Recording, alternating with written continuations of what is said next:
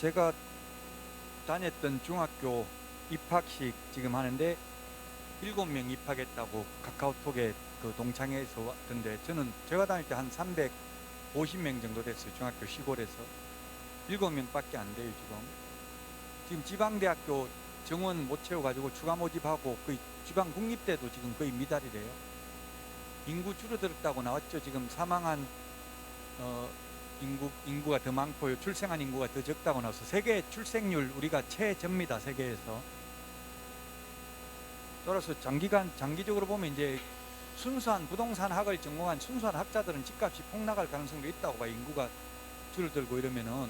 지금은 올라가고 있지만 이게 영원히 계속 올라가다 보면 언제는 폭발한다고요. 터진다고. 풍선도 계속 부풀어 오르면 터질 수가 있어요. 항상 그렇게. 그래서 포트폴리오 위험도 분산을 해야 된다고. 너무 한 군데 몰빵을 했다가 망할 수도 있다는 이야기입니다. 어쨌든 인구가, 우리나라는 지금 거의 인구가 줄어들고 있고 결혼 안 하는 분들도 많죠. 그래서 옛날에 만나면 고향 어디냐, 몇 살이냐, 결혼을 했냐 이런 거 묻는데 요즘은 그런 거 물으면 안 돼요. 결혼 안 하는 분도 많기 때문에. 자, 문제 1일 합격 노트 보도록 하겠습니다. 1번부터 10번까지는 농지법인데요. 농지법이 공법에서 2문제 나오는데 여러분들이 공법이 뒤에 있기 때문에 거의 공부를 못 하잖아요. 쉬워요. 농지법은 오히려 중개실무상은 제가 볼 때 농지법이 최고 중요해요. 공법 중에서.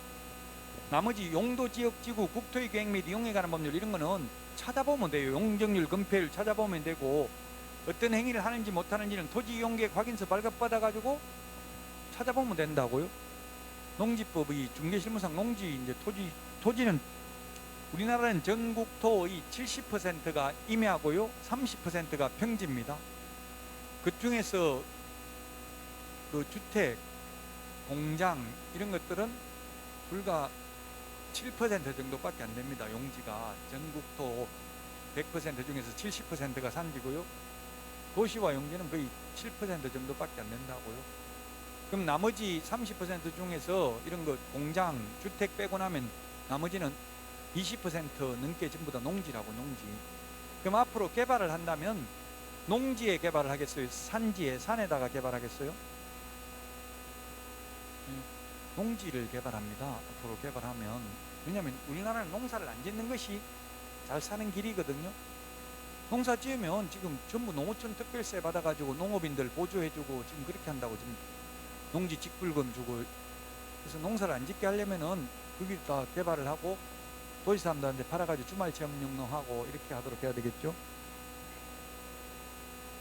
이번에 그 3기 신도시나 부산의 대저동 이런 거 발표된 게, 부산 대저가 어디냐면은 그 김해공항 옆에가 대저예요. 제가 그 김해공항에서 군대 생활 3년 했거든요. 공군.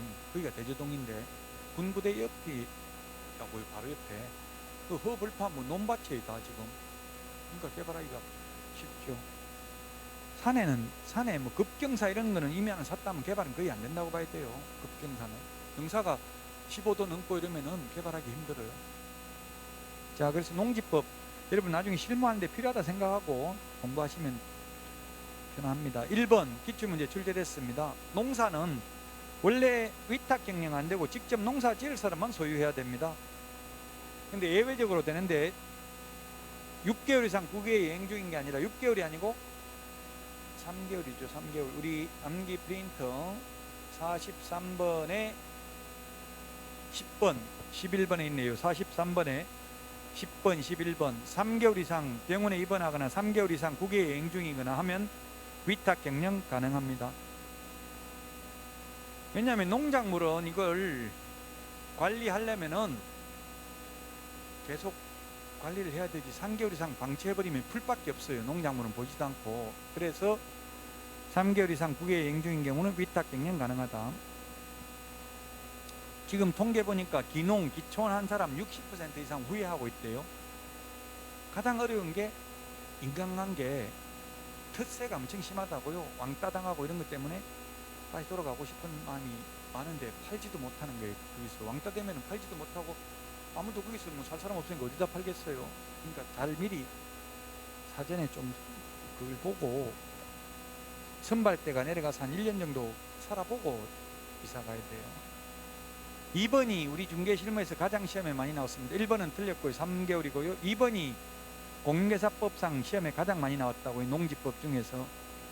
주말 체험용 농은 1000제곱미터 이하가 아니라 미만입니다. 세대원 전부가 소유하는 총 면적으로 합니다. 부부 합산, 이게 시험에 이런 게 한번 출제됐는데요. 세대원인 부부가 있는데 남편 명의로 500제곱미터가 있는데 세대원인 부인 명의로 추가로 500제곱미터 더 취득할 수 있다 없다 시험에 나왔다고요. 있다 없다.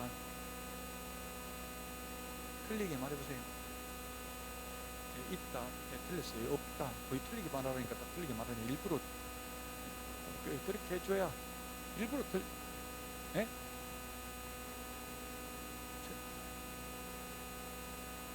예, 안 된다고 그랬어요. 미만이니까. 일부러 틀린 거 아니었어요. 일부러. 미만 이하가 아니라 미만 안 된다고요. 미만이니까. 미만 이하는 초등학교 5학년 1학기 수학책에 있답니다. 아니 제가 초등학교 6학년 책에 있다고 했더니만 인터넷 댓글로 있더라고. 5학년에 있거든 이렇게 이야기하더라고 누가. 그 다음에 3번 토지거래 허가구역 안에 있는 농지를 취득하는 경우 허가 외에 별도 농지 취득자격증명 발급을 요한다. 허가 받으면 농지 취득자격증명 받은 것으로 보고 부동산 등기 특별조치법상 계약서 검인 받은 것으로 봅니다. 이번에 이게 시형 그 광명 신도시 예정지역 또 토지거래 허가구역으로 예정 발표하면서 바로 허가구역으로 지정한 거예요. 투기가 성행할 우려가 있는 경우 지정할 수 있잖아요. 아직 확정 안 됐지만 동시에 발표함 동시에 허가구역으로 지정했습니다. 거기에 이제 호수를 여의도 면적보다 더 넓은 호수 만든다더라고요. 지금 뭐 벌써 아직 분양도 안 했는데 그런 것부터 미리. 우리나라에서 지금 최고 큰 호수는 일산 호수공원이죠. 일산 호수공원에 가보면 아시아에서 최고 크다고 적어놨어요. 한 30만 평 뭐 정도 된다고 해놨더라고. 일산 호수공원. 일산 호수공원 호수 깊이가 깊어요 안 깊어요?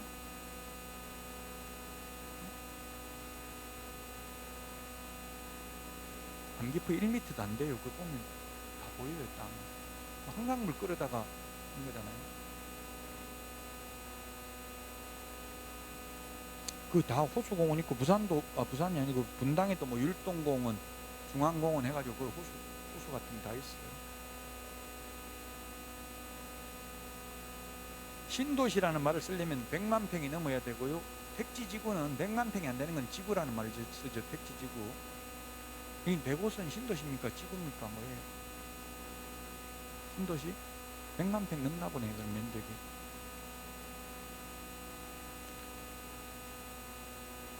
그 다음에 4번 농지에도 전세권 설정할 수 있다 했는데 이거는 민법 303조 2항에 있어요.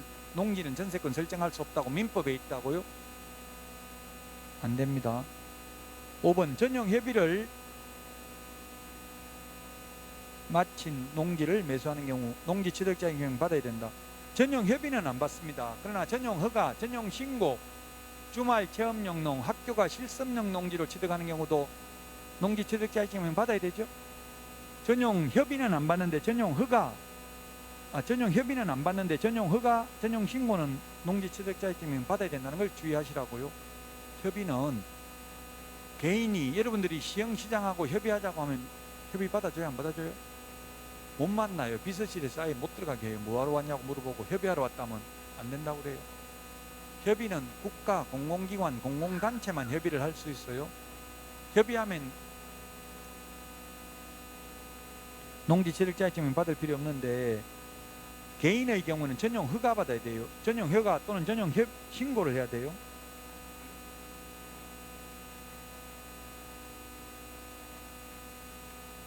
전용은 다른 용도로 쓰겠다는 이야기죠. 다른 용도로. 5번 틀렸고요. 전용 협의는 안 받고요. 6번 이게 만약에 공법의 시험에 판례가 나온다면 유일하게 이거 하나밖에 없습니다. 판례가 나온다면 농지 취득 자격증명은 법률행위 효력 요건은 아니고 소유권 이전 등기할 때 첨부해야 될 서류에 불과하다. 농지 취득 자격증명 못 받았다고 법률행위가 계약이 무효가 되는 건 아니라고요. 우리 앞에 경매에서는 농지 취득 자격증명 못 받으면 매각 불허가 결정이 난다고 했는데요. 한국자산관리공사 공매의 경우에는 농지 취득 자격증명 못 받아도 공매 매각 절차가 취소되지 않습니다. 그래서 잘 보고 농지인지 아닌지 잘 봐야 돼요. 본인이 확인해야 돼요. 효력 요건은 아니다. 그 다음에 7번 주말 체험용 농, 학교가 실습용 농지, 전용허가, 전용신고도 농지 취득자격증명 받아야 된다 했죠. 다만 농업경영계획서 제출은 안 하기 때문에 2일 이내 발급해 주고요. 농업경영계획서 제출하는 경우는 4일 이내 발급해 줍니다. 8번 농지 임대차는 서명계약을 원칙으로 한다. 시험에 출제됐던 지문이고요. 맞고요. 9번 임대 농지를 양수한 자는 농지법에 따른 임대인의 지위를 승계한 것으로 본다. 예를 들면 최단기 존속 기간이 3년이잖아요. 다년생 식물 재배지는 5년. 그러면 다년생 식물 재배지해 가지고 5년 동안 임대차 계약을 했는데 주인이 바뀌면, 논주인이 바뀌면,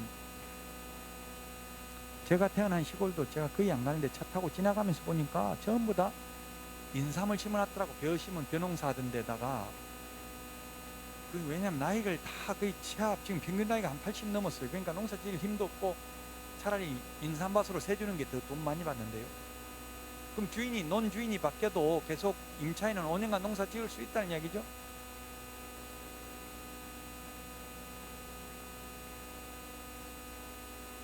우리 주택이나 상가도 임대인의 지위가 승계되잖아요. 팔면 매수인이 임대인의 지위를 승계하니까, 예를 들면 아까 그 주택 계약갱신 요건을 행사하더라도 예를 들면 6개월 전부터 2개월 전까지 계약갱신 요건을 행사해야 되는데, 만약에 7개월 전에 매수인이 사버리면, 매수인 앞으로 등기가 됐으면 매수인이 계약갱신 요구 세입자하면 거절하면 됩니다. 새 주인이. 근데 문제는 이제 이 사이에 팔았을 때는 세입자가 계약갱신 요구하면 주인도 거절할 새 주인도 거절 못해요.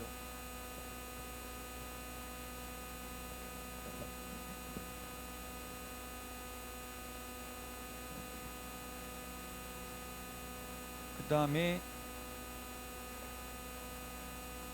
10번 5년이 아니고요 8년이죠. 8년. 5년은 농지법에 어디 있느냐 하면 60세 이상으로서 5년간 농사 지었던 사람은 그 농지를 임대할 수 있죠.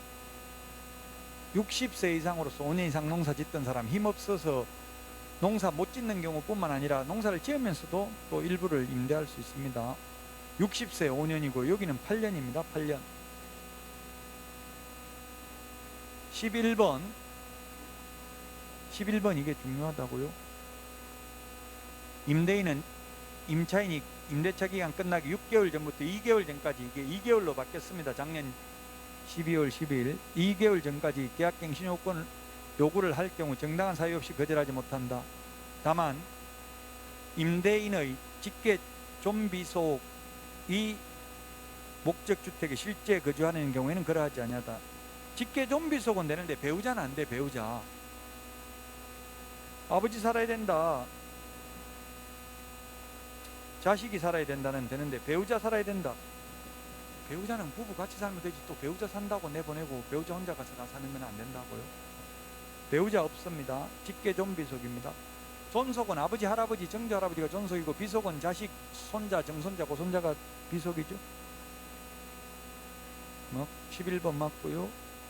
12번 임대인이 임대차 기간 끝나기 6개월 전부터 2개월 전까지 기간에 임차인에게 갱신 거절을 통지를 하지 아니하거나 계약 조건을 변경하지 아니하면 갱신하지 아니한다는 뜻의 통지를 하지 아니한 경우에는 그 기간이 끝난 때에는 전 임대차와 동일한 조건을 다시 임대차한 것으로 본다. 이게 묵시적 갱신, 법정 갱신이라고요.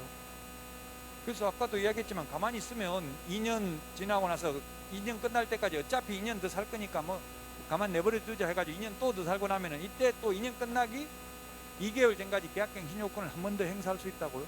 한 번 더가 아니죠. 한 번이지 한 번. 아직까지 계약갱신 요건 행사한 적 없잖아요. 계약갱신 요건은 1회에 하나에 행사할 수 있습니다. 그 주인은 2년 끝나기 전에 계약갱신 요건 행사할 건지 안 할 건지 반드시 물어봐야 되겠죠. 그 문자로 카카오톡 메시지라도 받아놔야 돼. 계약갱신 요건 행사하겠습니다. 이런 걸 문자를 받아놔야 되죠. 행사하겠다 말 안 했으면 나중에 또 한 번 행사할 수 있다고요. 주택의 계약갱신 요건은 1회에 하나에 행사할 수 있고, 상가의 경우에는 최초 임대차 기간을 포함한 전체 임대차 기간이 10년을 초과하지 않는 범위 내에서 계약갱신 요건을 행사할 수 있습니다.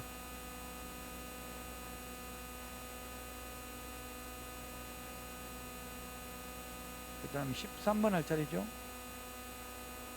주택의 경우 계약갱신 요구에 의해서 갱신되는 경우 임차인은 언제든지 임대인에게 계약 해지를 통지할 수 있고, 임대인이 그 통지를 받은 날부터 3개월이 지나면 효력이 발생합니다. 주택의 경우 묵시적 갱신되든 갱신 요구에 의해서 갱신되든 세입자가 나가고 싶으면 주인한테 말하면 3개월 지나면 돈 내줘야 된다는 이야기입니다. 그런데 14번 상가의 경우에는, 상가는 계약갱신 요구를 해가지고, 예를 들면 상가의 경우에는 5년 임대차 계약을 했어요. 5년 했는데 계약기간 끝나기 1개월 전까지 계약갱신 요구권을 행사해가지고 1년 더 장사하겠다. 계약갱신 요건을 행사하면 전임대차와 동일한, 묵시적 갱신은 1년이지만 계약갱신 요건을 행사하면 전임대차와 동일한 조건입니다. 또 5년이라고요. 5년 더 장사하겠다 해놓고는 당장 나가겠다 이렇게 하면 3개월 지나면 돈 내줘야 될 필요 없다고요, 주인이. 상가는 계약갱신 요구에 의해서 갱신된 경우는 임차인이 해지 못해요. 묵시적 갱신된 경우는 해지할 수 있어요. 상가도. 묵시적 갱신되면 주인한테 나가겠다 하면 3개월 지나면 돈 내줘야 된다고요. 갱신 요구에 의해서 갱신된 경우는 해지 못합니다. 임차인 마음대로. 계약기간 동안 장사해야 되고, 장사 못해도 월세 내야 된다는 이야기예요.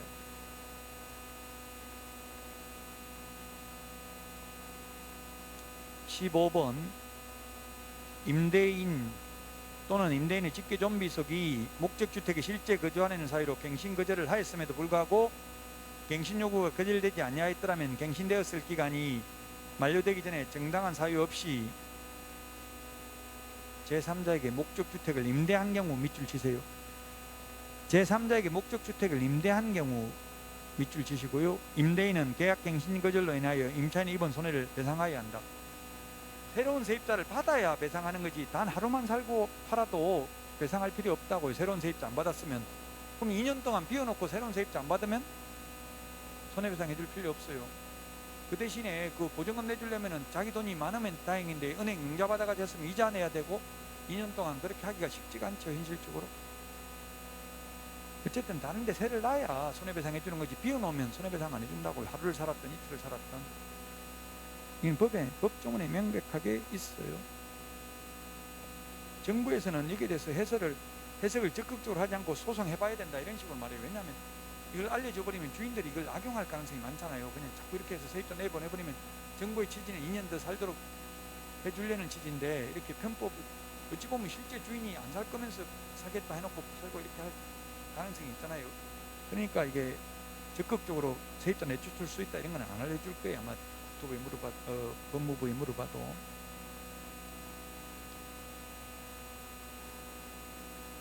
다른데 세를 놔야 된다. 세 안 넣으면 손해배상 안 해줘도 된다. 법조문에 있는 그대로입니다. 이거 제가 제 개인적인 감정을 넣어서 적은 글자 하나도 없습니다. 오늘 이거 20개 전부 다. 16번 2020년 9월 29일부터 6개월까지의 기간 동안 연체한 차임액은 계약의 해지, 계약갱신 거절의 사유가 되는 차임 연체액으로 보지 아니한다. 이 경우 연체한 차임액에 대한 임대인의 그 밖의 권리는 영향을 받지 않는다. 그 밖의 권리는 영향을 받지 않는다 이 말은 연체이자 받아도 된다 이 말이라고요. 연체시켰으면. 물론 주인한테 좋은 건 아니지만 그렇다고 해서 주인에게 완전히 엄청난 피해를 주는 것도 아니라고요. 왜냐하면 세입자가 자꾸 빼고 이렇게 하면은 지금 망해가지고 나가고 이러면 주인도 새로운 세입자 받기 쉽잖아요. 윈윈 같이 잘 살아야 돼. 건물주라고 해서 무조건 세입자 내보내고 그러면은 잘 될 때는 괜찮은데 나중에는 들어올 세입자가 없을 수도 있어요.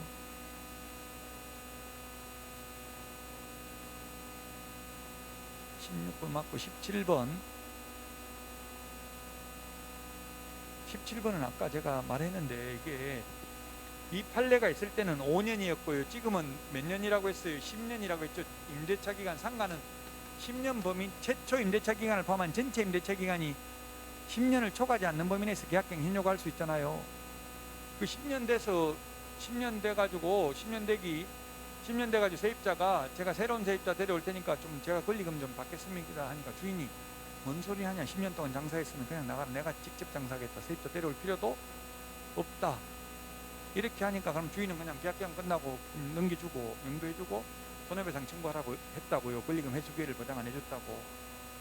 주인이 권리금 회수 기회를 보장 안 해줬으니까 손해배상 해야 된다. 3천만 원 손해배상 하라는 판례예요. 원래는 새로운 주인이 그냥 알았다, 뭐 권리금 회수 기회 보장해줄게 했으면 6개월에서 끝나기 6개월 전부터 계약기간까지 끝날 때까지 새로운 세입자 안 데려오면 손해배상 안 해줘도 되잖아요. 그냥 내버리면 되잖아요. 괜히 주인이 직접 장사한다 했기 때문에 새로운 세입자 데려와봐야 어차피 계약 체결을 하지 않았을 것이 명백하므로 새로운 세입자를 안 데리고 왔다 하더라도 손해배상 해야 된다고요. 판례가. 이 사건 번호를 적어놨으니까 여러분이 그 사건 번호 안 적어놨나, 해설에 적어놨을 거예요. 이게 법제처 국가법령정보나 대법원 종합법률정보에 가서 사건 전체를 한번 읽어보면 좀 도움이 돼요. 그러니까 여러분이 건물주라면 절대로 권리금 회수 기회 절대 보장 안 된다 이런 말 할 필요 없이, 사실은 제가 주인이 동의 안 하면 새로운 그 세입자 받기 어렵다고 했죠. 그럼 예를 들어서 극단적으로 지금 현재 월세가 100만 원인데 새로운 세입자를 데려왔어요. 현 임차인이. 그러니까 주인이 계약을 해야 되잖아요. 새로운 세입자하고 150만 원 월세 받는다. 150 올려야 되겠다. 주변 시세도 많이 올랐고. 이렇게 하면 되냐고 안 되냐고요? 된다고요? 된다고요? 안 된다고요? 예, 법에는 뭐라고 되어 있냐면은 현저하게, 지금 있는 것보다 현저하게 높게 올리면 안 된다고 되어 있어요. 주변 시세에 비춰볼 때 주변 시세가 150이면 올려도 돼요. 150. 근데 주변 시세는 50만 원 떨어지는데, 지금 코로나 때문에 장사 안 돼가지고 오히려 50만 원 떨어지는데 혼자만 150 올리면 안 돼요. 소송해봐야 돼요. 그래서 되는지 안 되는지는. 그럼 120만 원 올리면 되냐 안 되냐, 그거 법에 없다고요. 현저하게 높게 올리면 안 된다고 돼 있어요. 주변 시세에 비추어 볼 때 주변 시세가 얼마인지 그 소송해봐야 시세라는 게 딱 명확하게 나와 있는 게 아니잖아요. 그런 식으로 해버리면, 만약에 예를 들어서 주인이 협조를 해야 된다고, 지금 주인이 100만 원 있는데 새로운 세입자 데려오면 월세 얼마 받을 겁니까? 이렇게 하면 주인 입장에서는 데려오긴 해라, 데려오지도 않고 뭐 벌써부터 헛소리하냐 이렇게 하면 되고요. 세입자 같으면 어떻게든지 알아놔야 돼. 그럼 차라리 150만 원 받겠다고 하면 새로운 사입자를 구할 때 월세 얼마냐 물으면 이게 150만 원입니다. 차라리 그렇게 하면 계약할 가능성이 있죠. 근데 모른다고 주인이 말을 안 해주니까, 그럼 나는 지금 100만 원 있는데 아마 조금 올릴 수도 있을 겁니다. 이렇게 하는데 조금 올린다고 이제 좀 한 120까지 올릴라나 이렇게 생각하는데, 예를 들면 한 130만 원 이렇게만 올려도 새로운 세입자가 계약 안 할 가능성이 굉장히 많아요. 그 주인은 그런 방법으로, 주인 입장이라면 얼마든지 묵바닥하게 할 수 있다는 얘기, 다른 방법으로. 굳이 근데 괜히 내가 직접 장사한다 이런 말 하지 말라고, 여러분이 건물주라면. 아까도 얘기했지만 2015년도에 권리금이 도입됐는데 법에 외려 이게 도입되고 나서 세입자들이 권리금을 더 못 받아가고 있는 게 현실이래요. 옛날에는 암암리에, 제가 옛날에 그 권리금 중개할 때는 어떠한 경우에도 권리금 인정하지 않기로 한다 이런 거 특약으로 적으라고 했어요. 그건 지금 그런 특약 적어도 효력이 없습니다. 강행법규 위반으로 무효입니다. 그 처음에 임대차 계약을 체결할 때 계약갱신 요구권 절대 행사하지 않겠다, 딱 2년만 살고 나가고 더 2년 더 사는 건 절대 안 하겠다 이런 거 적어도 효력이 없어요. 처음 계약서 쓸 때. 다만 이제 2년 지나가지고 이 무렵에 계약갱신 이때 6개월 정도 남았을 때 계약갱신 요구권을 포기하겠다 이렇게 적으면 그거는 상당한 보상을 제공하고 이렇게 하면은 그거는 효력이 있습니다. 근데 처음 계약할 때부터 계약갱신 요구권 행사 안 하고 2년만 딱 살고 나가겠습니다, 그런 말은 소용없다고 해봐야 강행법규 위반으로 무효입니다. 이게 2년 살고, 이게 조심해야 될 게, 세입자들이 2년 살고 보통 그냥 가만히 있으면 세입자 입장에서는 그냥 가만히 있는 게 좋죠. 묵시직 갱신되는 게. 근데 새로 계약서를 적는 경우가 많아요. 이게 새로 계약서를 적으면 이걸 이때부터 새로운 계약으로 볼 것인지 이거 연결된 것으로 볼 것인지 이게 논란의 여지가 있어요. 그럼 처음에 2년 있다가 또 2년만 딱 더 살고로 할 것 같으면 이런 거는 뭐라고 적어야 되겠어? 계약 주인 입장에서 계약서 적을 때는 임차인의 계약 갱신 요구에 의해서 갱신된 계약임, 이런 걸 적어놔야 2년만 살고 나가는 거지. 새로 계약했으면 여기서부터 또 2년 더 살 수 있다고요? 그렇죠. 새로운 계약이라면, 옛날 계약은 없어지고 새로 계약을 체결한 것이라면, 그러니까 명확하게 주인 입장이라면 그렇게 정리한 게 좋겠죠. 임차인의 계약 갱신 요구, 원래 계약은 2년 전에 하였으나 임차인의 계약 갱신 요구에 의해서 몇 년 몇 월 며칠부로 새로 2년간 더 계약하기로 함, 이렇게 적는 게 좋다고 주인 입장에서 보면. 안 그러면 새로 계약을 한 거면 여기서부터, 그래서 법무부에서도 그렇게 해석을 하고 있어요. 만약에 갑자기 5%를 초과해서 올리려면 올려주고 이게 새로 계약한 걸로 해가지고 2년 살고 또 그때 가서 계약갱신 요건을 행사할 수 있다. 어차피 한 번은 행사할 수 있는 거니까 계약갱신 요구하면 5%밖에 못 올리잖아요. 더 올려줘도 되는 거예요. 주고 그냥 새로 계약하면 된다고. 이때부터 그 새로운 계약인지 계약갱신 요구에 의해서 갱신하는 건지 그걸 명확하게 해두는 게 좋다고요. 주인 입장에서 보면. 17번도 맞는 말이고요. 18번 이게 최고 많이 나왔다고요.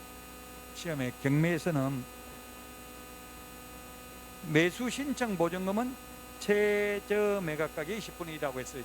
매수가격, 선행금액 10분의 1이 아니고 응찰가, 입찰가의 10분의 1이 아니라 최저 매각가격의 10분의 1이다. 19번 차순위 매수 신고는 그 신고액이 최고가 매수 신고액에서 그 보증금을 뺀 금액을 넘는 때에만 이등을 할 수 있다. 그 보증금입니다. 최고가 매수 신고액에서 그 10%를 뺀 금액, 이렇게 해가지고 X로 나왔어요. 그 10%가 아니라 그 보증금을 뺀 금액. 아까도 이야기했죠. 시험에 2억이 최저 매각 가격인데 2억 5천만 원을 써냈다고 1등 하려고 2억 5천만 원 써냈다면 자기가 써낸 금액의 10%를 빼는 게 아니라 최저 매각 가격 10%를 뺀 금액, 2천만 원 뺀 금액을 넘는 그러면 2억 3천만 원 이상 써내야 2억 3천만 원 이상 써낸 사람 중에서 최고 높게 써낸 사람이 차순위 매수 신고인이 된다고요? 최고가 매수 신고액에서 그 10%를 뺀 게 아니라 그 보증금을 뺀다고. 보증금이 최저 매각 가격 10%라고 했잖아요. 기출문제 나왔다고요. 19번 맞습니다. 20번은 매수 신청 대리 실무 교육은 지방법원장이 지정하는 교육기관이 아니라 법원 행정처장이 지정하는 교육기관에서 교육을 받아야 됩니다. 첫 한 바퀴 끝나는 동안 여러분들 수고 많이 하셨습니다. 다음 달에는 이제 다시 처음부터 또 3, 4월 동안 처음부터 2달 동안 또 끝까지 나갈 예정입니다. 수고 많이 하셨고요. 다음 달에 다시 찾아뵙도록 하겠습니다. 수고하셨습니다.